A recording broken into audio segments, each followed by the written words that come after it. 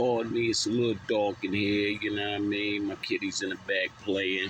But I had to make a video about this, man. I was just watching a little clip of Wack 100 calling Gene Deal a fraud. Basically, he ain't actually say he's a fraud, but he basically said it, you know what I mean? So many words. So y'all go check out that Vlad TV interview, you know what I mean? And this is my thoughts. I'm glad it was said. I don't know who else called out Gene Deal. And this is no disrespect to Gene Deal. I actually like Gene Deal. You know what I mean? I watched a lot of his interviews, but I think it's a lot of bullshit with Gene Deal. To me, personally, it seemed like Gene Deal, right now, he speaks as if he was a thug, as if he was one of those guys, as if he was like in the streets like that, but he was police. You know what I'm saying? So you got to pick a side. And yes, Wack 100 mentioned this also. He was Puffy's bodyguard. He wasn't Biggie bodyguard. And I just always wanted to know, like, damn, man, this nigga got so many stories of all this shit happening, but I never heard about him busting his gun. And from the way he broke that shit down with that night Big got killed, you know what I mean? I feel some type of way, man, because I feel like he could have prevented all that shit. One of the interviews, he said he saw the dude that actually killed Biggie. He saw him like a little bit before the situation happened. Like he walked right past him and asked him a question. And, you know, he had his hand on his gun because he got a bad vibe. He had the Nation of Islam suit on and all that. From that right there, and if y'all been getting phone calls all night about threats, and you know that, you know what I mean, that these dudes was coming to kill Big or Puff or whatever, some way, somehow, if you this guy that you claiming you was, man, this street guy, why was it only you out there with a gun that you ain't gonna bust? You know what I'm saying? That whole situation could have been prevented. I mean, sometimes they say you only learn after shit happens. You can't stop. If a motherfucker come to kill you, they come to kill you. You know what I mean? You can't really stop it. Maybe it ain't have to happen. I believe like it still would have went down, but it probably wouldn't have went down that night. You know what I mean? That's just my opinion. Because if you listen to a couple of them interviews, shit just don't be lining up. Like he'll say one thing and it'd be like a little change. You know what I'm saying? It'd be a little change in the shit. Like, hold up, I thought you said you was in a car with Puff, but then, you know what I mean, you got another John, you saying you was closing the door, jumped back in the car, Puff went to the hospital with Big. I don't know, so did Puff get out the car, out his car, and then jumped in the car with Biggie? And then he said he told somebody, yo, run the next 3 lights. If you tell them to run the next 3 lights and all that, and somebody just spun off and hit the car up with Biggie in it, why wasn't y'all on his ass? Why wasn't y'all on it? Which you was just a security guard to just look tough because you was big. You was a big dude.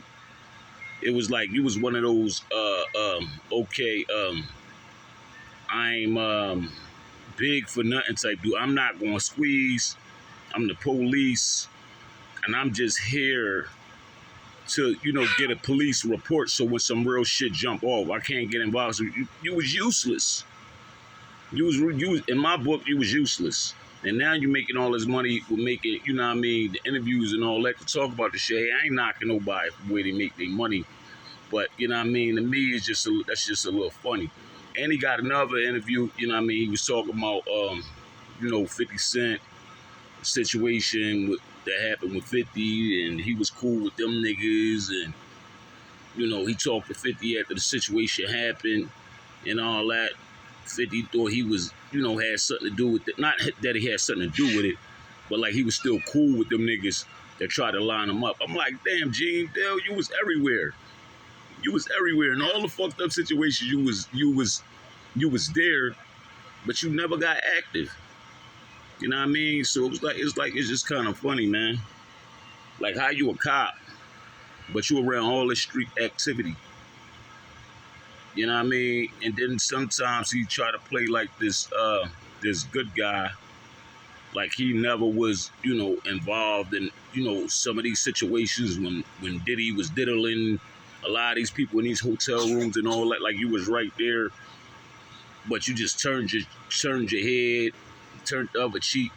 I don't know, man. I think Gene Deal got a lot of shit with him. You know what I'm saying? It's funny. He's very entertaining. Like I said, I watch it for entertainment.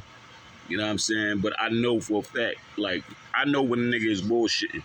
I ain't the rest of these niggas. Like, I ain't just gonna watch something and believe everything you say. Because I watch a lot of shit. I grew up around a lot of real gangsters. You know what I'm saying? I know when niggas is bullshitting. I know when niggas is lying. Some niggas are good liars. Some niggas are good manipulators.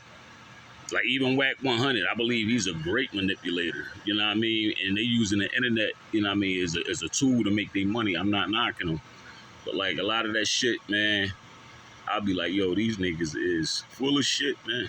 They around at all this shit. But you don't be hearing nothing about none of these niggas getting down. All the niggas that really get down and get active, they gone. They dead and gone.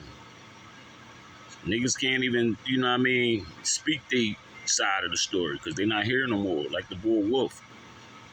You know what I'm saying? Rest in peace to him. Biggie, rest in peace to him. He can't tell his side of the story. Tupac, rest in peace to him. He can't tell his side. You know what I mean? Look at Suge. Even though, you know, a lot of people don't condone the shit he doing right now, but at least we're able to hear, you know what I mean, some of the shit that he's saying from his perspective, but he only gonna give you but so much. Because in his own little way, like he's sticking to the script of not putting certain people, you know what I mean, in a situation where it can cause them the rest of their life, but still there's some information out there you could tell he throwing that, you know what I mean, he don't, about the people he don't give a fuck about, like Snoop and all them, like that can cost them, you know, the rest of their lives or somebody coming at them. But he don't give a fuck because that's his enemy. That's how he playing. But you know what I mean, back to Gene Deal, I just think he full of shit. You know what I mean? There's no disrespect to Gene Deal. I just think he full of shit. You know what I'm saying? This is Woke and Ready TV. Like this video, subscribe to this channel. Peace and love.